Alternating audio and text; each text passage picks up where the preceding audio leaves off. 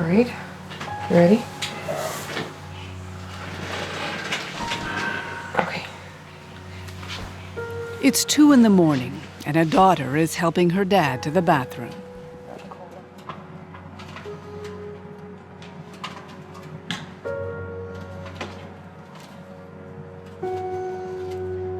Okay, you ready? He has Parkinson's disease and needs 24-hour care. They will be up 3 more times before the night is through. Jim Hobbs used to be a pillar of strength, the head of a family whose accomplishments were made possible by the decades he spent working underground. Janice Martel is his youngest daughter. It's hard. You feel very helpless. I can't do anything to stop what he's going through. He's always been strong, and he's been an excellent provider for our family. Like, he went into the mines to put us through school. He knew that education would be a way out so that we wouldn't have to go into occupations that are more dangerous. He never had more than a grade 10 education, just 19 when he first went to the mines. Back then, there was no more dangerous work than extracting Northern Ontario's gold, copper, and uranium. The dust was the biggest killer. It attacked the lungs, and 1 in 5 miners ended up with a crippling disease called silicosis. Well, this is the canister. In 1943, a Canadian mining company came up with what it believed was a solution: fight the deadly dust by coating miners' lungs with another powder, finely ground aluminum. Fine it is. Good Lord, it's awfully black, isn't it? It's black McIntyre because powder, it they doesn't- called it. And soon it was being used in mines around the world, tested only on a handful of rabbits and guinea pigs, but made mandatory for tens of thousands of miners, including Janice's father, Jim. Probably. When she first heard about McIntyre powder, Janice was appalled. I was blown away. I can't believe that. I mean, silicosis is a disease of the lung produced by inhaling dust. So they're going to replace it by inhaling, or fight it by inhaling another kind of dust. I couldn't understand. I can't imagine grinding up a piece of tinfoil and inhaling that and thinking that that would be good for you. Are you okay with it, Dad, or do you want some help? Convinced her father's Parkinson's was somehow connected to the powder, Janice filed a compensation claim, but it went nowhere. Ontario's Workplace Insurance Board assured her there was no link between aluminum exposure and neurological disease. But Janice wasn't convinced, and so she started to research on her own, traveling to Toronto, where she spent long hours scouring government archives, learning everything she could about mining and silicosis, and about that mysterious powder produced by the research arm of the McIntyre Mining Company. One day, she came across a reference to an old TV documentary, a 1979 episode of The Fifth Estate. It was called Powder Keg. Men who go underground have always had to face the reality of silicosis, the lung-crippling miner's disease. Of all the desperate attempts that have been made to control this known killer of men, none is quite so strange as the one we examine tonight. It was the first time anyone in Canada had questioned the practice. In those days, McIntyre was a familiar name in Northern Ontario. Familiar, and as then Fifth Estate host Ian Parker pointed out, powerful. This is the town of Schumacher in Northern Ontario. Back in the 1930s, here on the McIntyre Road, they built the McIntyre Community Building. Inside is the McIntyre Arena, the McIntyre Coffee Shop, and the McIntyre Curling Club. As you've probably guessed, it was a company town. Up the road, they mined for gold. But they also produced a highly controversial product, McIntyre powder, for the treatment of silicosis. The miners' change room is known as the dry, and it's here where they put on their work clothes that the aluminum powder is dispersed every day, twice a day, before each shift. So that's the canister you use. That's very finely divided, pure aluminum dust, prepared by the McIntyre Research Foundation because it is important that it be absolutely pure. And we asked Harry Pike, the mine manager, several times to let us film it. Several times, Mr. Pike declined. Well, we talked to a number of doctors around the world. The documentary revealed that by 1979, Canada was already out of step with much of the world. Some countries had abandoned McIntyre powder. Others never used it, doubting whether aluminum offered protection against silicosis at all. Some of the experts interviewed worried the powder itself might be dangerous, certainly not something they'd consume. No, I would not. Oh, most certainly not. It seems a little strange. I would have thought it's ethically unjustified to use a substance which is itself harmful. And yet mine managers defended the practice to the Fifth Estate, though they didn't want to show it being dispersed, not on TV. Because it's a black, dirty, miserable dust that nobody particularly cares for. Look, we've been standing here by the nozzle talking about this dirty substance, the black clouds. You're not going to let us see it. I don't see any advantage. I don't mind your seeing it. My concern is that it would serve no useful purpose to show this to the Canadian public. It's almost as if you're hiding something. Well, that may be, but this is not a decision for John Q. Public to take. This is a decision for the mine to take in conjunction with such people as the McIntyre Research Foundation. And it is a dirty black cloud. And I would think that if I had no knowledge of mining and I saw that, my reaction would be exactly the same as I would expect from the public. And that isn't that a hell of a thing? You put the canister in, close it, and gas everybody. Between them, Tom Jeffrey and Don Harrison spent 5 decades in the mines, many days starting their shifts, filling their lungs with that dirty black powder. And they closed the doors at both ends, and they put a little can of something, I didn't know what it was, and opened the airline up, and this black powder dust was everywhere. And he says, breathe deep, it's supposed to help you. What was it like to sit in that sealed room and feel this dust coming over you and breathing it in? You could feel it going in your lungs, because you could see it in the air. It was just like a cloud, and the whole room was full of it. So there's no way to get. You try to hold your breath, but there's no way you get away with it. You know, you had to breathe it. But at nighttime, when you come up from underground, and my wife used to complain because you're coughing up black garbage. It would come out of your lungs. Did you ever question it? Not really. If you didn't do it, you went home. It's the understanding. It was kind of like a brainwashing. That's what I always thought. You didn't question. You never questioned what they told you. In a fog of dirty black powder. As Janice Martel watched the documentary and realized what miners like her father had gone through, she was horrified. A little sick to my stomach. Even more so when she discovered documents showing exactly how the powder rooms had been sealed. And they showed like an actual blueprint of here's how to rubber seal the door. So these men will be in there with no ventilation, breathing it in. And I read that, and emotionally I thought, this is a gas chamber. I had to walk away at that point because it just made me angry. Within months of the Fifth Estate program, the Ontario government ordered a review of McIntyre powder. Shortly after, the practice was stopped.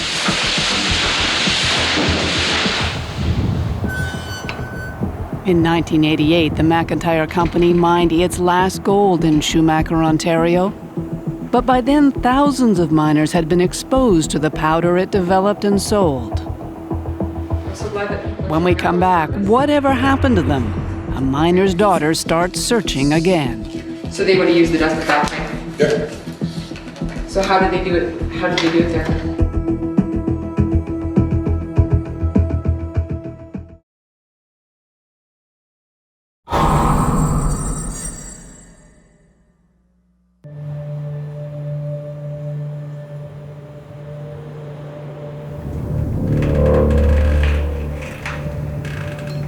The old hard rock mines of northern Ontario are mostly gone now. The companies that ran them moved on to more profitable ventures. The men who worked them, all but forgotten. For decades, many of them started their shifts with a bizarre ritual, sitting in sealed rooms, breathing in aluminum dust called McIntyre powder, told it would protect them from deadly silicosis. It wasn't a voluntary thing. Companies insisted on it. The government sanctioned it. And yet it's taken 30 years and a miner's daughter to ask the obvious question: did the powder do harm? Boy, look at this. Parkinson's, high body aluminum levels, Parkinson's, cancer, lung cancer, dementia, Parkinson's, Alzheimer's. It's tons. There's tons. On and on it goes. On and on. 2 years ago, Janice Martel set out to compile a list of illnesses experienced by miners of her father's generation, especially those exposed to aluminum powder. She called it the McIntyre Powder Project, and her search took her to all of Northern Ontario's old mining towns. Everywhere she went, she found them, former miners who were struggling. Today, her list is 135 names long, men who believed their health was compromised by the aluminum dust they were forced to breathe. Parkinson's, Alzheimer's, problems like that, dementia. Yeah. All diseases associated with aging, and you're dealing with a population that is aging. For sure. What makes you convinced that these are not just random illnesses that people are getting randomly in no different way than any other population? I think the numbers, for one thing. I mean, if I've got 13 with Parkinson's on my list of 135, I think that's a lot higher than the national average of people who are aging. Indeed, Janice's 10% incident rate appears to be 10 times the national average for Parkinson's. Like Janice's father, Don Harrison was diagnosed with the disease 14 years ago. Is it important to you, the work that Janice is doing? Yes. The answer she's trying to get. Why is that? Well, it's the only way we're going to find out if Parkinson's, in my case, is caused by aluminum dust or aggravated by it or whatever. Is it important because you're looking for compensation? No, I'm not looking for it right now. Right now, it's just a question of, what if. You just want to know. I just want to know. Back in 1990, there was a couple of scientists who wanted to know too. Epidemiologists from the University of Toronto found that some miners exposed to McIntyre powder did indeed show signs of cognitive impairment. But when a follow-up study failed to find a link to neurological disease, the issue seemed to go away. Until 3 years ago, and a study from Australia.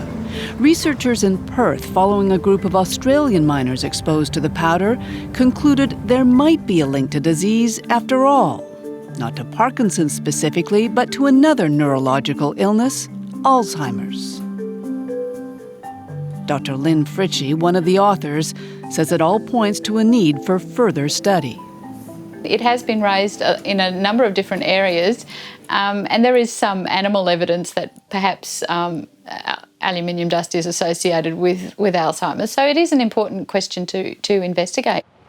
We wanted to ask the Ontario Workers' Insurance Board, which has a mandate to monitor scientific developments, what they made of the Australia study.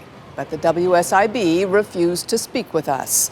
The board's position has always been there is no link between McIntyre powder and disease, but they've never investigated, even though they're in possession of what could be crucial clues. Somewhere in this building, there are files for every miner who ever worked in Ontario. Health histories, chest x-rays, records of who was exposed to McIntyre powder and for how long. It's the kind of information Janice has spent 2 years trying to put together on her own. She wants the board to turn the records over to a real scientist, someone who might finally be able to establish if there is a link to disease or not. It is ethically incumbent upon them to follow up. They sanctioned this. They stood by, they said, yep, we'll give you the go-ahead for this. Where are they now? Nobody's doing any research on it. Everything is just like a closed book now. So it'll never ever come out whether it did good or did bad, because nobody wants to even talk about it anymore. The more publicity that we get out there, I think compensation board is going to have to look at these cases, not just brush us underneath the table like they're doing. But even if that happens, it will come too late for Jim Hobbs. 40 years underground have taken their toll. His Parkinson's is progressing. You okay if I start asking you some questions, Dad? Last spring, Janice decided to videotape her dad, knowing that soon he'll lose his power of speech, too. And I thought, we're going to lose his voice in this. And I asked him if he would do a video, and he did. It was hard to watch. His Parkinson's, his eyelids often can't stay open. Do you have any concerns now? Yeah? What concerns do you have?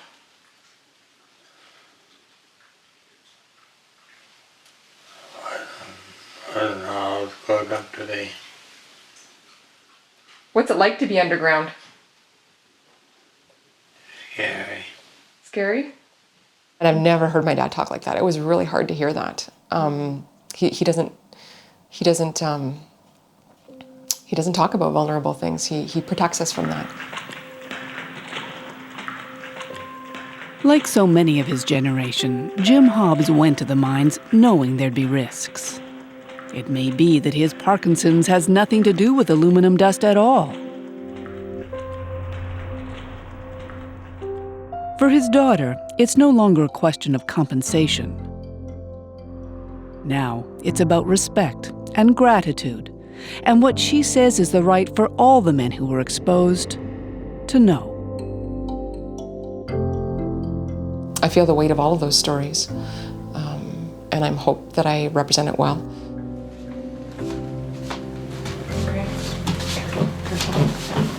Okay, watch. There you go. Okay. There you go. And I'll take your legs.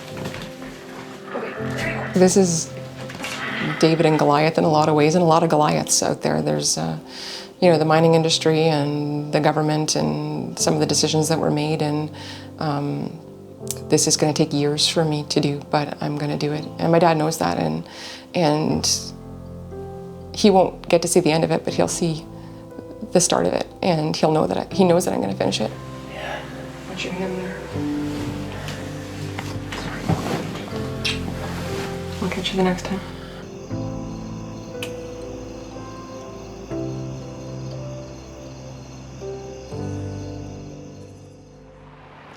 There is one hopeful note on this story. Recently, an independent occupational health agency decided to help Janice Martel. This spring in Timmins, Ontario, former miners exposed to McIntyre powder will be invited to a special clinic. Health data will be collected and analyzed, and if it looks like there might be a statistically valid link to disease, it could open the door to more serious investigation.